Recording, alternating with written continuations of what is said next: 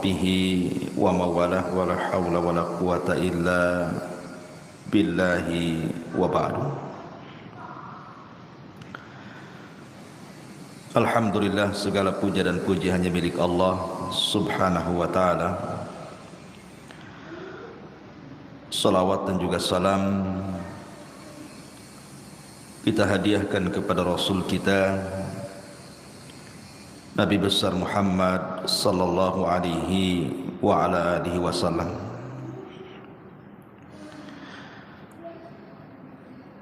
Ma'asyiral muslimat yang dimuliakan Allah subhanahu wa ta'ala, alhamdulillah di pagi menjelang siang ini kembali kita bisa duduk untuk bertalabul ilmi. Dan pembahasan di pagi menjelang siang ini kita akan membahas tentang beberapa penyesalan manusia di hari yang tidak ada guna penyesalan itu di hadapan Allah subhanahu wa ta'ala.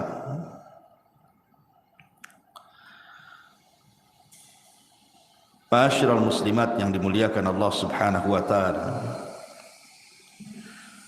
apa saja keinginan-keinginan manusia yang merupakan penyesalan dirinya dan tidak ada gunanya. Penyesalan itu tidak ada gunanya lagi.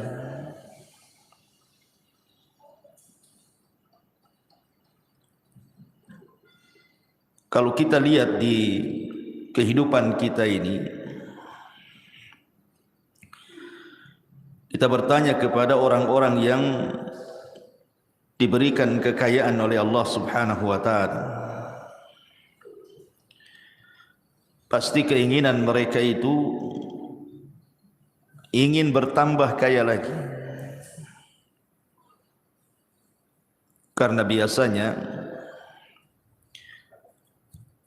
orang-orang yang diberikan dunia itu mereka tidak akan puas dengan dunia yang dimilikinya.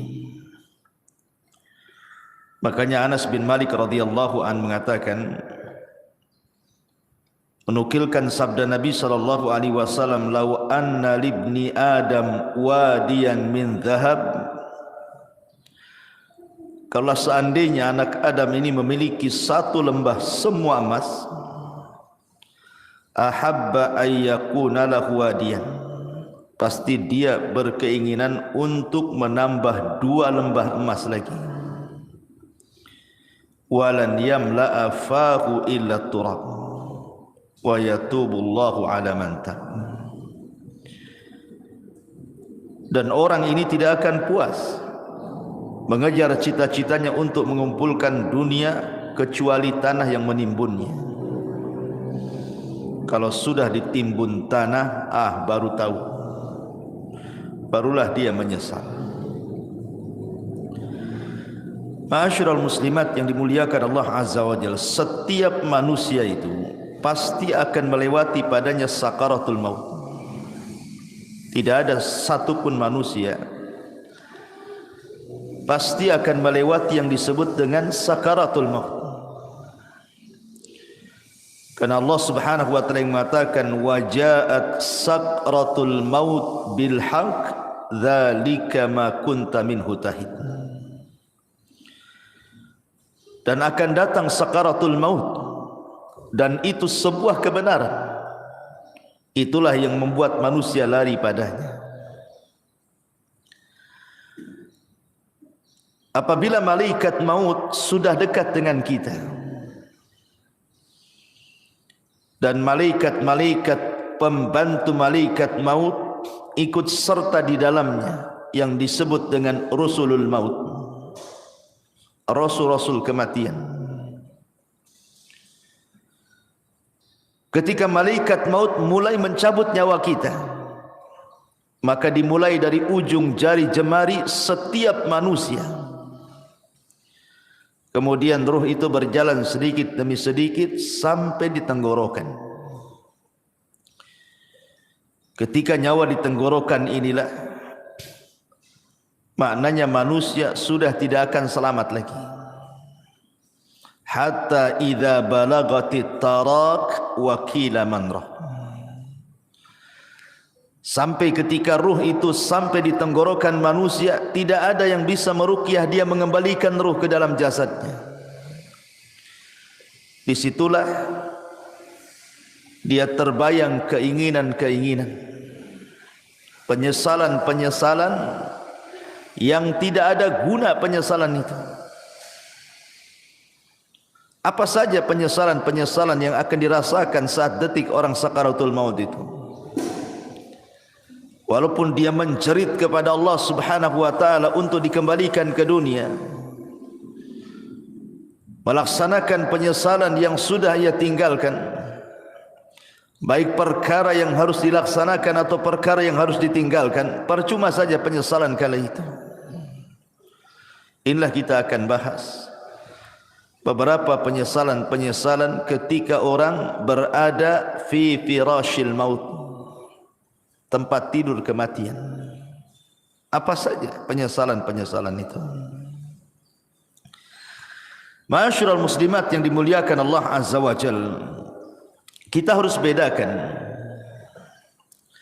keinginan orang-orang yang beriman saat detik-detik kematiannya dengan cita-cita orang-orang yang mereka jauh daripada keimanan. Maka penyesalan mereka tidak ada gunanya. Contoh saja umniyatus salihin, kehendak dan cita-cita orang-orang saleh. Apabila ruhnya sudah dicabut, kemudian badannya berada di atas keranda kematian, kemudian dibawa ke kuburan, maka orang-orang saleh akan mengatakan saat jasadnya dibawa ke kuburan, qaddimuni qaddimuni, segerakan aku, segerakan aku, segerakan aku, segerakan aku. Maksudnya jangan dilambatkan jalannya supaya cepat dikubur, karena dia tahu di hadapan dia ada nikmat yang luar biasa. Tetapi kalau dia orang fasik, orang jahat, maka dia akan berteriak kepada orang-orang yang membawa jasad dia ke kuburannya dan mengatakan, ya wailaha aina yadhhabuna biha. Celaka, celaka, hendak kau bawa kemana jasadku ini? Dia pun berteriak-teriak, tidak ada yang mendengar selain makhluk-makhluk di luar manusia dan jin. Ma'asyiral muslimat yang dimuliakan Allah Subhanahu wa taala, apabila seorang yang beriman betul-betul sudah dimasukkan ke dalam kuburan, kalau dia meninggal karena mati syahid, maka dia akan meminta kepada Allah Subhanahu wa taala untuk dikembalikan ke dunia. Untuk apa? Untuk berperang kembali dan mati syahid kedua kalinya, dan itu kemuliaan baginya. Makanya Jabir bin Abdullah radhiyallahu anhu pernah menceritakan saat kematian ayahnya Abdullah ibn Haram. Jadi saat kematian Abdullah ibn Haram, Jabir bin Abdullah ini dia merasa sedih. Bagaimana tidak ayah tercintanya satu-satunya harus mati syahid di Uhud. Kemudian sambil memeluk ayahnya yang sudah tidak bernyawa itu, maka Nabi SAW mengatakan, ya Jabir, tabki aw la tabki, wallahi ma kallama Allahu ahadan qat min wara'i hijabin wahiyan abaka fakallamahu kifahan bila turjuman. Jabir, menangis ataupun engkau tidak menangis, sungguh Allah Subhanahu wa taala tidak pernah bicara pada siapapun di balik tabirnya secara wahyu kecuali bapakmu. Bapakmu diajak bicara oleh Allah tanpa penerjemah,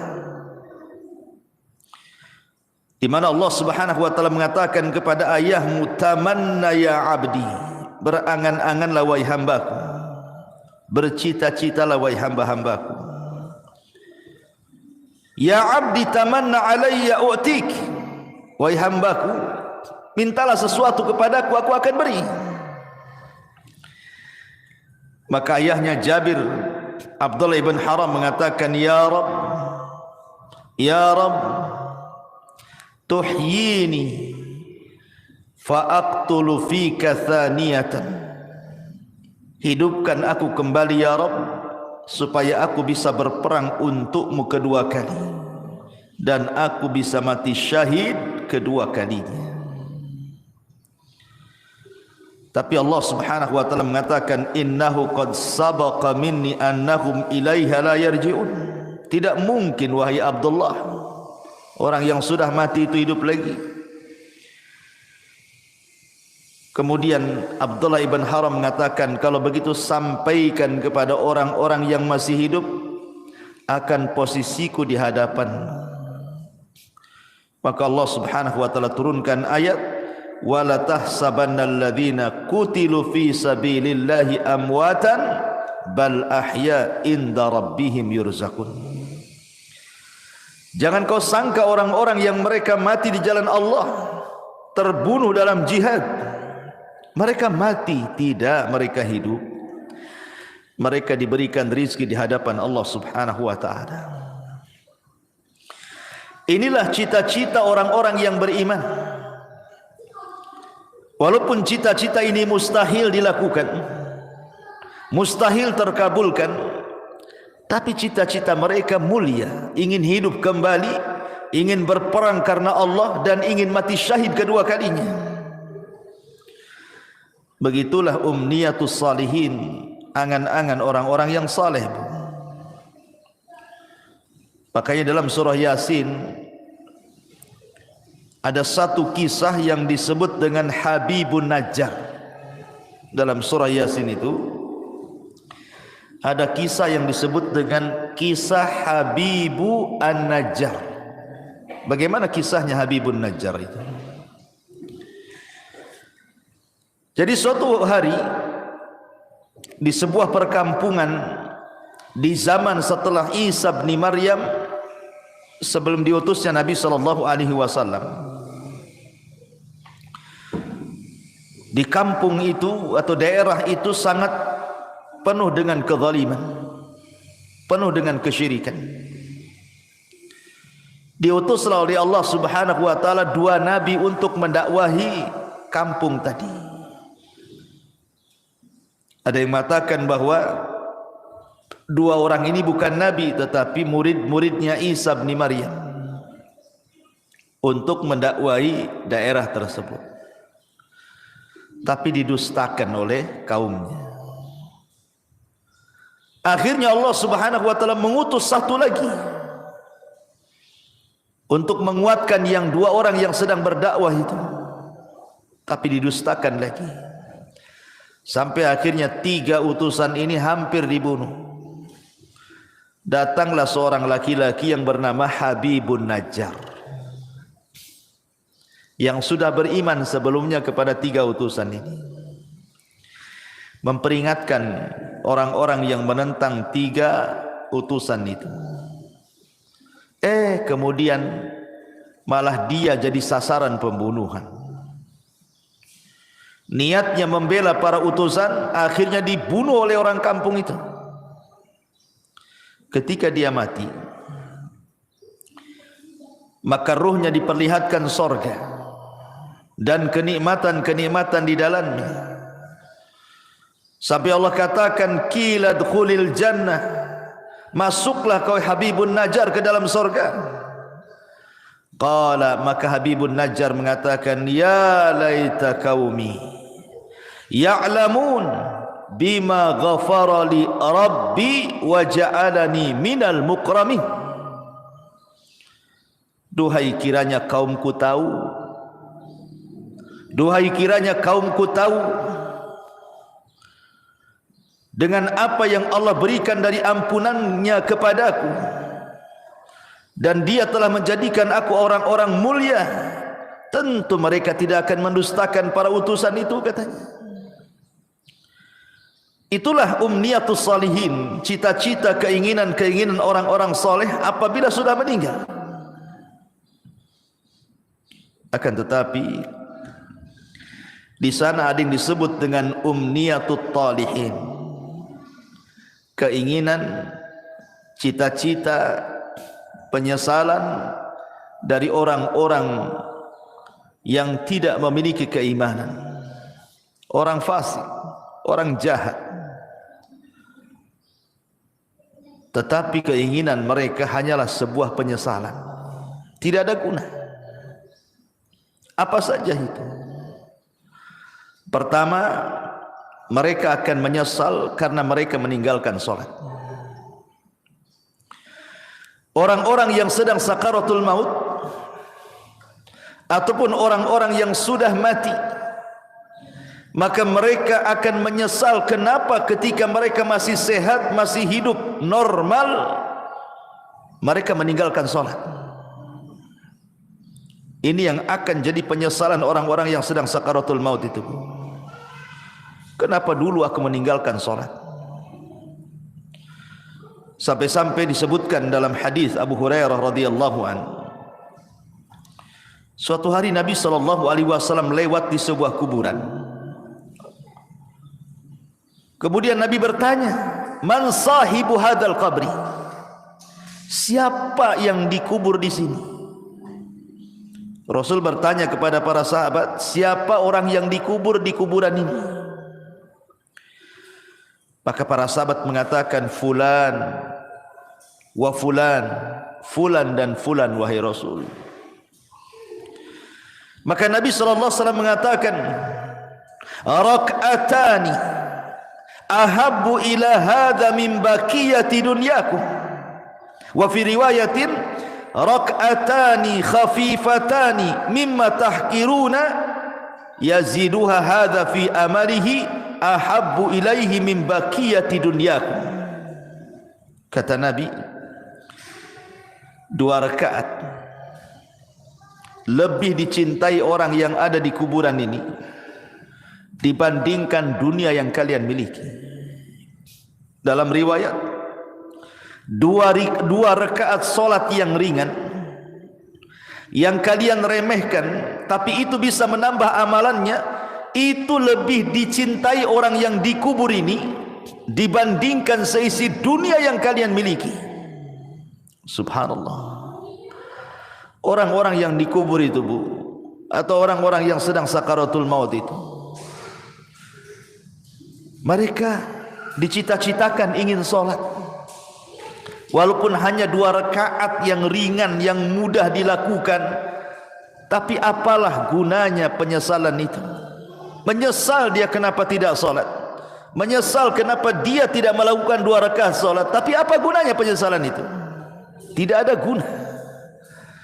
Tidak ada guna penyesalan itu. Padahal Nabi SAW saat detik-detik wafatnya, apa kata Rasul? As-salatu salat wa ma malakat aimanukum. Jaga solat, jaga solat, dan hamba-hamba sahaya di antara kalian. Bahkan Umar bin Khattab radhiyallahu an, saat detik-detik wafatnya, Umar sampai mengatakan, la hadza fil Islam liman tarakas salat. Tidak ada bagian dalam Islam, kata Umar, bagi orang yang tidak melaksanakan salat. Itu di akhir-akhir usia Umar, saat detik wafatnya, dia ingatkan soal salat. Persis seperti wasiat Nabi sallallahu alaihi wasallam, as-salatu shalah wa ma malakat aymanukum. Maka sebelum waktu itu akan datang, penyesalan akan diungkapkan. Tapi apalah gunanya penyesalan itu di hadapan Allah? Maka dari sekarang jangan pernah tinggalkan salat. Karena ini adalah penyesalan orang-orang sakaratul maut nanti. Tapi heran hari ini kan, Masya Allah ya, orang yang meremehkan salat itu kayaknya biasa-biasa saja. Kayak enggak berdosa saja orang tak salat tuh. Kayak nyantai gitu deh Bu ya. Kalau kita tanya sama orang yang tidak salat tuh, kenapa kok tak salat katanya? Nanti katanya, kalau sudah dapat hidayah katanya. Ngomongnya enak saja kayak gitu juga. Bukankah engkau seorang muslim? Kenapa kau tidak salat katanya? Entah kenapa saya malah salat katanya. Kayaknya bukan beban bagi dia gitu ya. Padahal orang yang meninggalkan salat itu bisa kafir tuh. Kata Nabi sallallahu alaihi wasallam, al-ahdu bainana wa bainakumus salat faman tarakaha faqad kafar. Perbedaan kita loh dengan orang kafir itu salat. Kalau dia meninggalkan salat berarti apa bedanya dengan kafir? Makanya Rasul mengatakan faman tarakaha faqad kafar. Siapa yang meninggalkan bisa kufur dia.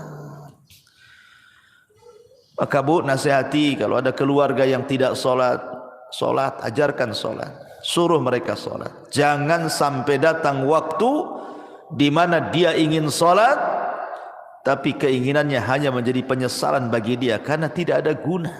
Nyawa sudah di tenggorokan itu sudah enggak ada guna lagi taubat. Innallaha yaqbalu taubata 'abdin ma lam yugharghir. Sungguhnya Allah subhanahu wa ta'ala itu hanya menerima taubatnya seorang hamba sebelum nyawa di kerongkongan. Ini yang pertama. Penyesalan yang kedua, as-sadaqah, sedekah. Allah subhanahu wa ta'ala mengatakan dalam surah Al-Munafikun ayat 100 ayat 10 sampai 11. Wa anfiqu mimma razaqnakum min qabli an ya'tiya ahadakumul maut fayaqula rabbi laula akhartani ila ajalin qarib fa asaddaqa wa akum minas salihin. Walan yuakhirallahu nafsan idza jaa ajaluha wallahu khabirum bima ta'malun. Allah Subhanahu wa taala sudah mengingatkan jauh-jauh hari sebelum datang detik-detik kematian itu. Infak, perbanyak sedekah dari rizki yang kami rizkikan kepada kalian sebelum datang satu hari kematian akan menjemput kalian. Dan kalian mengatakan Rabbi ya Rabb laula akhartani ila ajalin qarib. Kalaulah engkau hidupkan aku sesaat, kalaulah engkau sembuhkan aku sesaat, apa yang terjadi? Fa asaddaqa wa akum minas salihin.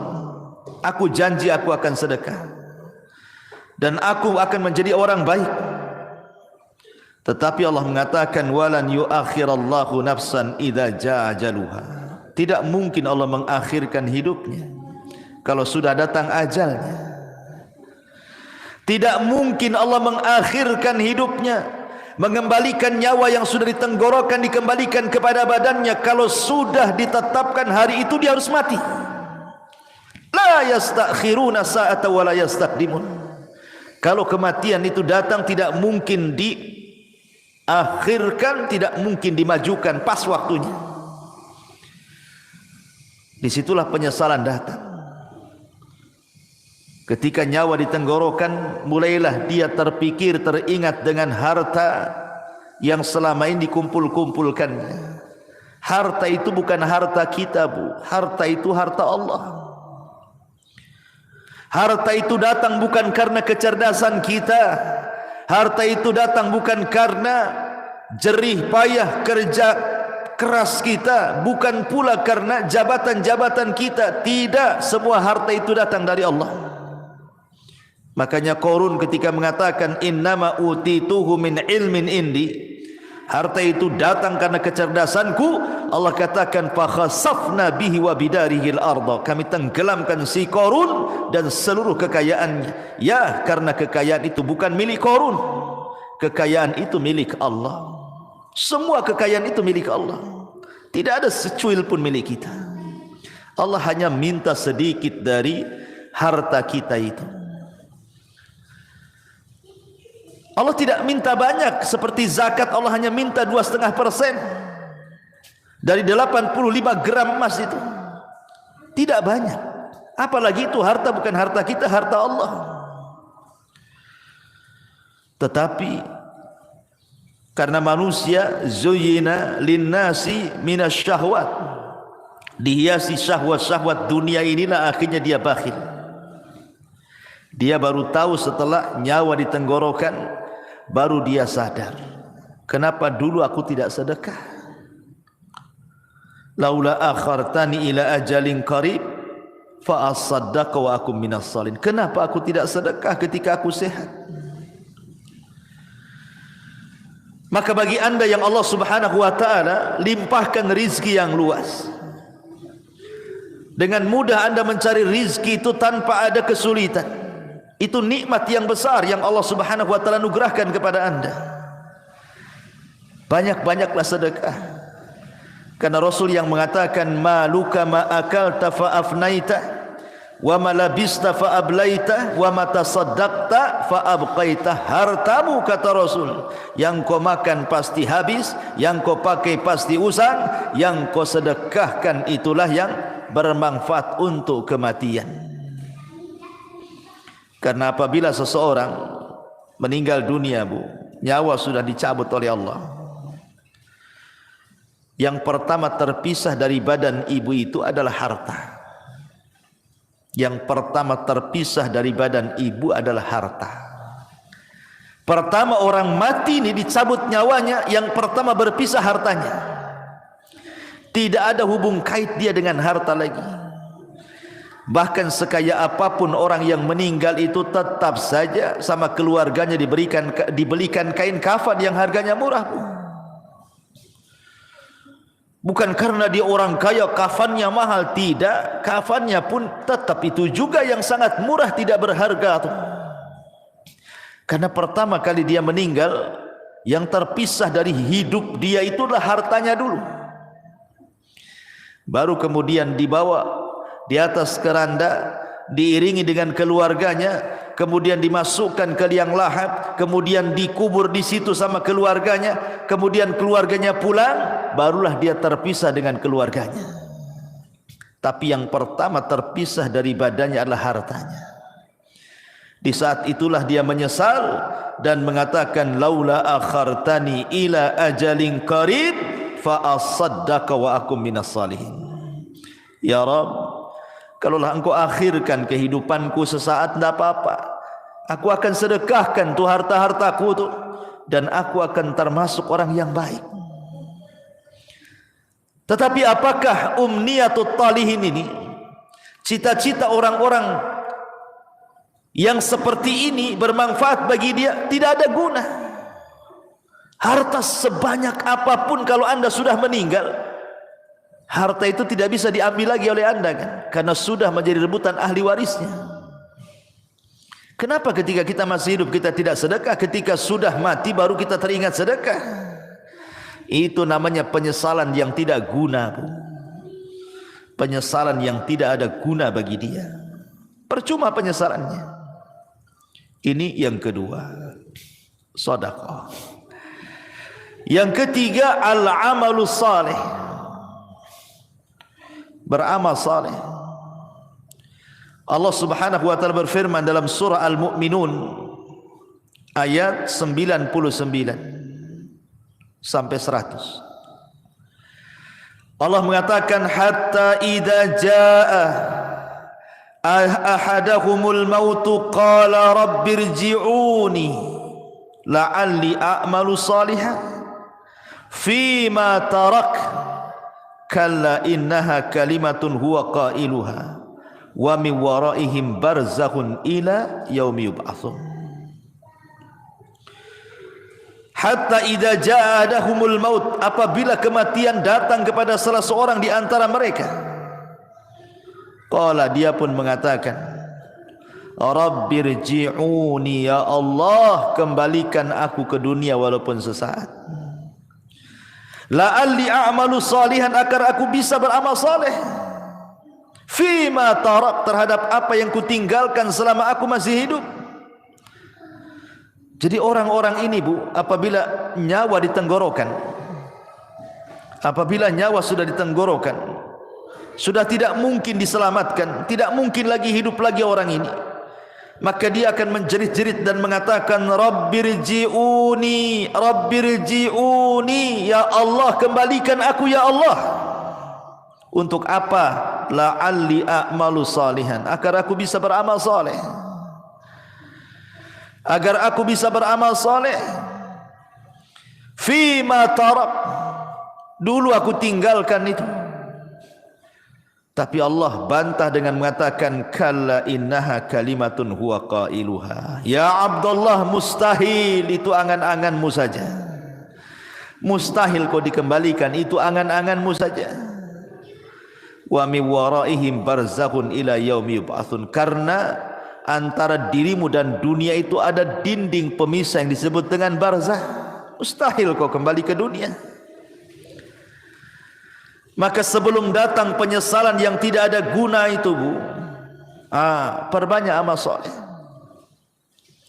Perbanyak amal soleh. Amal soleh kan banyak, baik yang bermanfaat untuk diri sendiri ataupun amal soleh yang bermanfaat untuk orang lain. Sekecil apapun amal itu pasti akan dibalas oleh Allah. Wa man ya'mal mithqala dzarratin khairan yara wa man ya'mal mithqala dzarratin syarran yara. Tapi apalah gunanya umniyatu talihin ini? Kalau sudah detik-detik wafat tiba-tiba mikir amal saleh, enggak ada guna. Enggak ada gunanya. Yang ada dia akan dipertanggungjawabkan di hadapan Allah Subhanahu wa taala. Ini yang ketiga. Yang keempat, orang-orang yang akan menyesal saat detik-detik sakaratul maut adalah ketika di dunia dia tidak pernah membaca Al-Quran. Di dunia dia tidak pernah membaca Al-Quran. Sampai ada, Bu, di masyarakat itu yang usianya sudah 40 tahun, 50 tahun, 60 tahun, bahkan 70 tahun pun tidak pernah tangannya memegang mushaf Al-Quran. Tidak pernah lisannya menggerakkan untuk membaca Quran. Subhanallah. Di masyarakat itu ada, dia muslim KTP-nya, tapi sama Quran itu tidak pernah baca. Apalagi ketika Allah memberikan fitnah kepada kita berupa handphone ini, dia bisa loh mengikuti berita politik, berseri. Hari ini apa beritanya, besok apa beritanya, lusa apa beritanya, terus diikuti itu. Orang berkasus disidangkan di pengadilan, kita tidak ada hubungan kerabat dengan dia, Bu. Diikuti kasusnya. Cemana sidang hari ini, cemana sidang besok, cemana sidang lusa, padahal enggak ada manfaatnya untuk kita tuh. Ibu bukan saudara dia, dia pun bukan saudara ibu. Sibuklah ibu cerita tentang persidangan dia. Disibukkan hari-hari. Belum lagi yang nonton kuliner tuh, diikutilah itu. Apa nih hari ini dia masak apa nih, besok masak apa, lusa masak apa gitu. Atau artis tertentu yang suka mamer-mamerkan kekayaan itu, Bu, diikutilah blognya itu. Jadi subscribe-nya lagi, langganan dia. Wah, ini baru ngupload nih si Atris ini, Apalah gunanya ibu dengan artis itu? Nggak ada guna kan? Manfaatnya apa? Dia yang kaya, ibu yang dalam ludah yang nengok di handphone itu kan? Nggak ada guna tuh. Ngapain ngikut-ngikut kayak gitu itu? Coba kalau nggak ditonton artis itu, bangkrut juga dia. Jangan ditonton. Nggak akan dia dapat duit juga. Karena itu sama kan, kalau kita nonton kan habis pulsa kita. Itu sama kita ngasih uang sama orang kaya itu. Ibu sudah miskin, artis ini kaya, nonton program dia. Uang kita habis di pulsa, dia pula dapat duit. Akalnya di mana coba? Hilang akalnya orang tuh. Hari-hari kok bisa dia ngikutin tuh ya? Padahal yang ditontonkan kepada kita itu tidak ada guna dunia akhirat tuh. Tidak menambah kekayaan kita, ya tidak menambah pahala kita. Yang ditonton dia sedang pamer-pamer rumah, pamer-pamer kendaraan, pamer-pamer jalan-jalan, pamer-pamer anaknya, pamer-pamer istrinya, suaminya. Na'udzubillah, thumma na'udzubillah. Ittaqillah, bertakwa kepada Allah, bertakwa, takut kepada Allah. Masih ada program yang manfaat di handphone itu. Bisa kita dengarkan mengaji, murotal, ustaz-ustaz ceramah. Adalah manfaat tuh. Kalaulah tidak manfaat dunia, manfaatlah untuk akhirat. Ya. Sekarang tidak ada alasan orang tidak mengaji tuh, karena sekarang handphone sudah di tangan masalahnya, dan aplikasi Quran ada di dalamnya. Kalau dulu orang nenteng-nenteng mushaf itu mungkin malu. Kalau nenteng mushaf kemudian ibu ya sambil ke arisan bawa mushaf gitu ya, mushaf gede itu bukan? Pasti kata orang arisan, ibu ini salah tempat, musola sebelah sana bu katanya. Lah kok bilang musola sebelah sana katanya? Karena ibu nenteng mushaf, disangkanya mau yasinan. Tapi kalau sekarang ini kan nenteng-nenteng handphone ini nggak ada orang malu. Justru kalau ndak punya handphone malu pula dia. Lalu apa alasan kita nanti di hadapan Allah kalau Allah bertanya, kenapa ibu tak baca Quran? Kemudian ibu jawab bagaimana? Mushafnya di masjid ya Rabb katanya. Mushafnya ketinggalan di rumah. Lah itu mushaf ada di tangan loh sekarang. Karena setiap handphone itu ada aplikasi Quran. Tidak ada alasan untuk tidak baca Quran. Dan itu akan ditanya di hadapan Allah Subhanahu wa taala. Wa qala ar-rasul ya Rabbi inna qaumi ittakhidhu hadzal qur'ana mahjura. Wa qala ar-rasul, akan berkata Rasul kelak pada hari kiamat di hadapan Allah melaporkan akan umatnya, Rabbi inna qaumi ya Rabb, sesungguhnya kaumku ittakhadhu hadzal qur'ana mahjura. Sepeninggalku mereka sedikit demi sedikit meninggalkan Al-Quran, meninggalkan untuk memegangnya, meninggalkan untuk membacanya, meninggalkan untuk merenungkannya, meninggalkan untuk mempelajari tafsirnya, meninggalkan untuk mengamalkannya, bahkan melanggar isi-isinya. Mahjur. Ini akan datang suatu hari penyesalan, Bu. Ketika detik-detik nyawa di tenggorokan, maka orang akan teringat dengan Al-Quran. Karena salah satu pertanyaan itu juga Quran itu. Wa ma imamu, siapa pimpinanmu itu? Ikut siapa kamu ini? Jawabannya Quran. Jangan sampai detik-detik penyesalan itu datang dan tidak ada guna. Saat ruh sudah di tenggorokan, tiba-tiba kita berpikir dengan Quran, apa gunanya lagi? Anda sudah tidak bisa baca Quran, Anda saja dibacakan Quran. Orang yang detik-detik wafat itu kan sibuk tuh orang-orang baca Quran. Anda saja ditalkinkan tidak bisa ngomong, macam mana mau baca Quran? Apa nunggu kita tidak bisa menyebut kalimat kecuali la ilaha illallah baru terpikir ingin baca Quran? La ilaha illallah. Jangan. Ini akan jadi penyesalan yang tidak ada guna nanti. Dari sekarang kalau ada waktu baca Quran. Baca Quran. Ya. Ma'asyiral muslimat yang dimuliakan Allah Subhanahu wa taala. Kemudian yang berikutnya penyesalan yang akan datang adalah dia akan menyesal kenapa di dunia dia tidak berkawan dengan kawan-kawan yang saleh. Karena di dunia ini kan orang terkadang menghabiskan waktu dengan kawan-kawan yang tidak ada manfaat untuk akhirat. Kita lihat para pengusaha, orang-orang kaya itu, ya kawannya sesama pengusaha kan. Kalau orang miskin ya sama orang miskin lah kawannya kan. Pengusaha tak mau juga berkawan sama ibu pula. Ya. Biasanya kan begitu kan. Kawan itu kan seprofesi itu. Pamanya olahraga lah kan itu.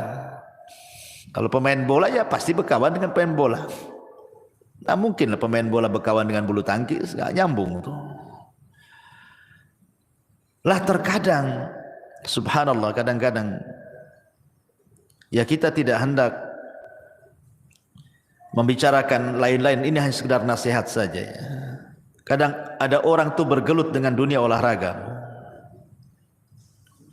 Anggaplah dia mungkin timnas gitu ya. Hari-hari main bola saja tuh.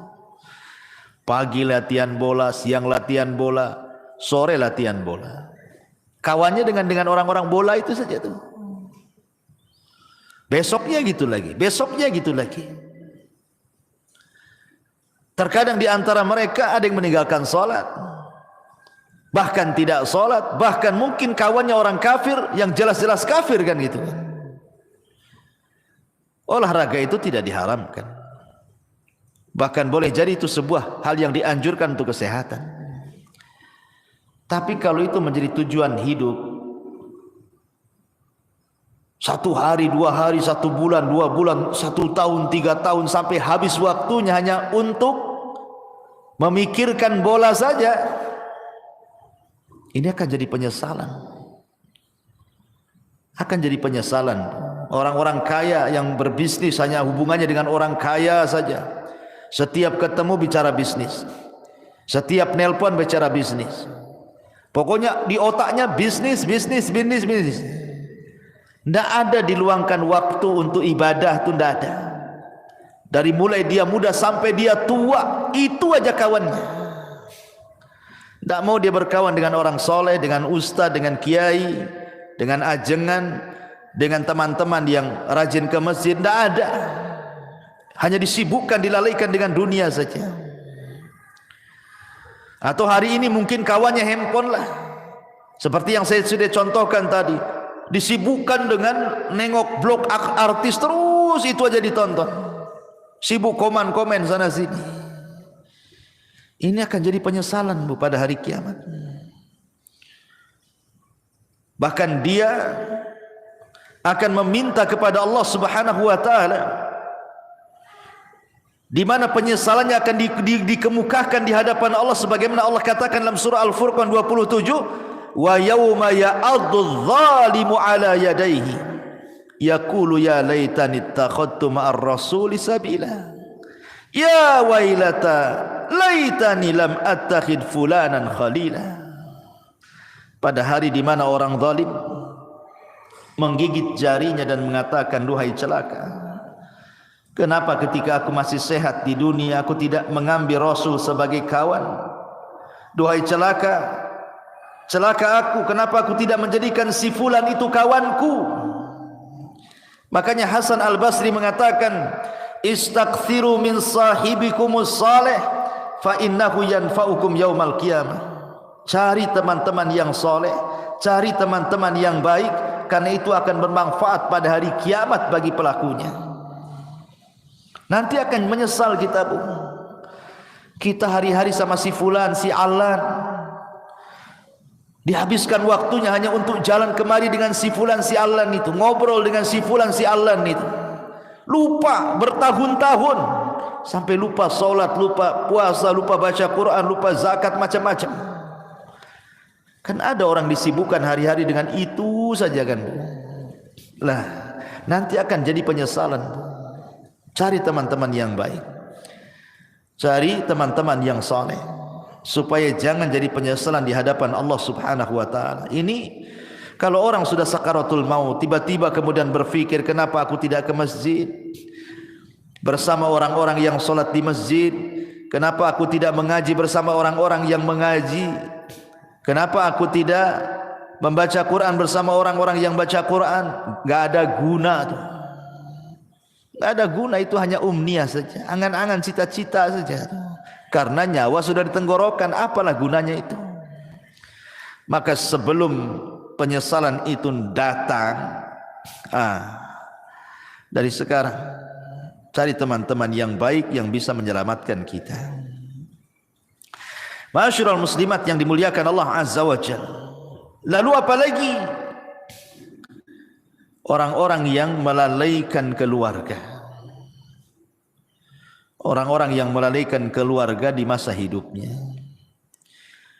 Boleh jadi dia biarkan anak-anaknya bermaksiat kepada Allah. Orang tuanya membiarkan anaknya seperti itu. Anaknya membuka aurat, dibiarkan saja. Tidak pernah disuruh menutup aurat atau diberikan jilbab untuk menutup aurat. Anaknya hilang bergaul dengan siapa, tidak pernah ditanya, nak siapa kawanmu itu? Solat tidak, pakai jilbab tidak, macam mana dia agamanya, tidak pernah ditanya. Kalau sudah keluar les, yang penting dia balik, ya kan? Tidak ada kecemburuan. Tidak ada kecemburuan kepada keluarga. Terutama kepala-kepala rumah tangga itu disebut dayus namanya. Dayus itu orang yang dilaknat Allah karena tidak punya kecemburuan kepada keluarganya. Jangan sampai seperti yang Allah katakan, antakula nafsun ya khasrata ala ma farrattu fi jambillah. Jiwa akan mengatakan, duhai aku rugi, ma farrattu fi jambillah, berapa banyak kemudian kelalaian-kelalaian yang aku lalaikan di sisi Allah. Aku tidak mengurus keluargaku, tidak bertanggung jawab kepada keluargaku, tidak mengarahkan mereka ke dalam agama, tidak mengarahkan mereka untuk salat, untuk baca Quran, untuk belajar agama. Semua akan ditanya nih. Semua akan ditanya dan akan menjadi penyesalan kelak pada hari kiamat. Amanah ini akan ditanya. Ya hasrata ala ma farrattu fi jambillah. Ma'asyiral muslimat yang dimuliakan Allah Subhanahu wa taala.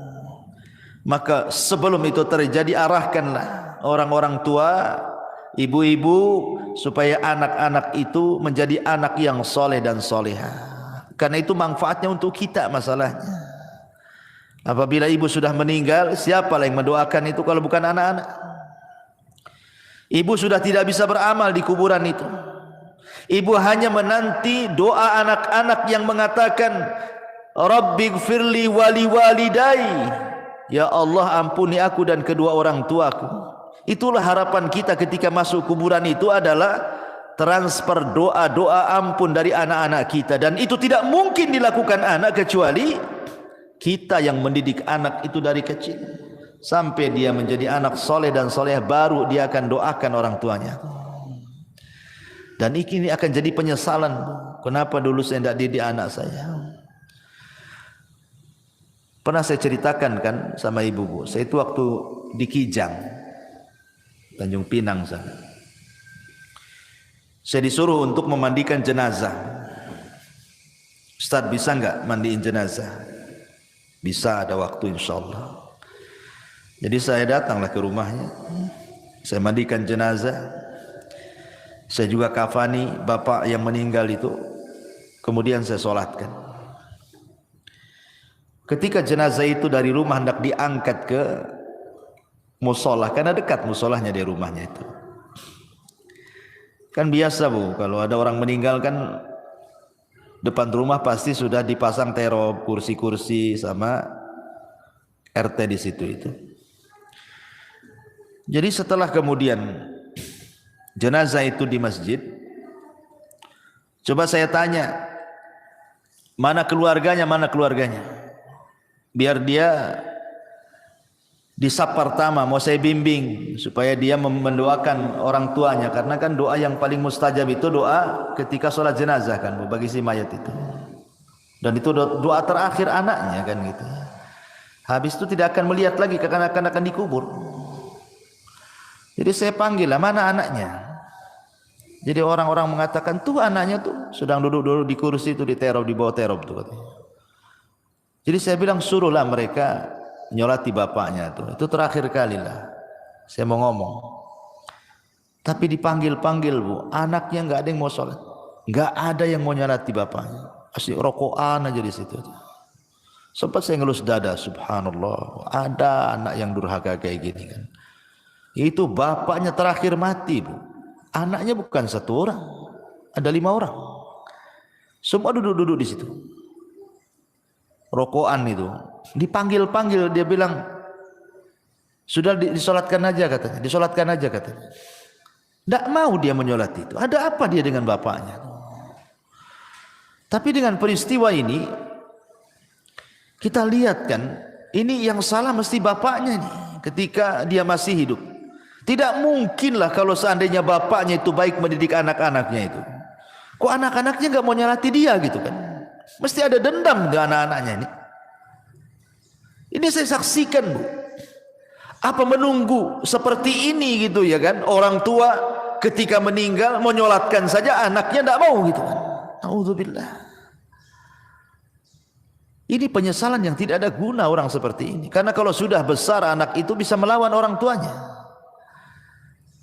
Betapa banyak orang-orang tua yang sakit hati kemudian bercita-cita, nak kalau kau tahu durhaka kepadaku di dewasa ini, sudah kecekik kau di masa bayi biar mati. Banyak tuh orang tua itu yang menghendaki kematian anaknya karena kurang ajar dia kan. Di masyarakat kan banyak yang seperti ini bu ya. Jadi janganlah kemudian sampai datang pada waktunya tiba-tiba kita menyesal. Ketika nyawa di tenggorokan dia menyesal kenapa dulu dia tidak mendidik keluarganya, tidak mengarahkannya, tidak menasihatinya, tidak menjadikan mereka anak-anak yang saleh dan salehah. Umniyatut talihin. Yang seperti ini umniyatut talihin, bukan umniyatus salihin namanya. Angan-angannya orang-orang jahat, percuma, nggak ada guna. Ya. Maka inilah perkara-perkara bu.